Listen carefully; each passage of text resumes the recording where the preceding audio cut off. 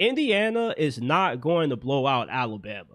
Alabama went through a gauntlet this season. At one point, they had 4 consecutive wins against ranked opponents. They beat Georgia on the road in Athens. Last week, they were doubted against Oklahoma. Remember the first matchup that Alabama-Oklahoma played? Oklahoma's defense was harassing Ty Simpson. They were destroying Alabama up front. They won the turnover battle. They won the special teams battle. That was Alabama playing their D-minus game. And they still had an opportunity to win on the final possession. And you saw how the rematch between Alabama and Oklahoma went. Alabama was down 17-0 and proceeded to outscore Oklahoma 34-7 right after. And that was with Alabama playing their B-plus game. If Alabama plays their A-plus game against Indiana, there's a chance that Alabama wins this thing by a touchdown or more. Alabama still has the talent edge over Indiana. Now, I'm not saying that Indiana doesn't have a talented football team, but Alabama has the highest blue chip ratio in college football. 92% of their roster is comprised of 5- and 4-star players.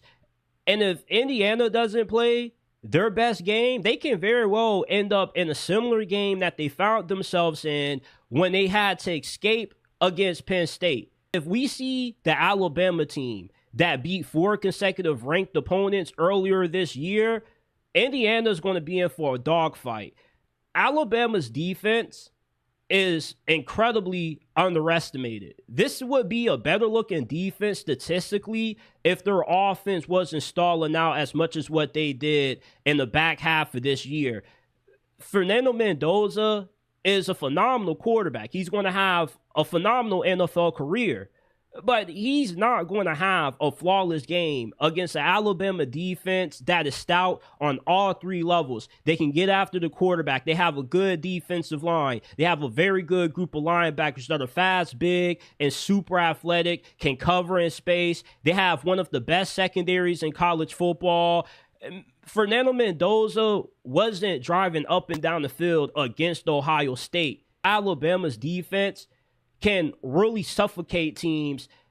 We know Indiana is a very balanced football team. Not only can they throw the ball with Mendoza very well, very efficiently, they also are just as good running the football. Indiana being a balanced team, though, doesn't mean Alabama defensively isn't going to be able to get off the field. They have a bunch of NFL guys. They have a very good defensive coordinator, one of the better ones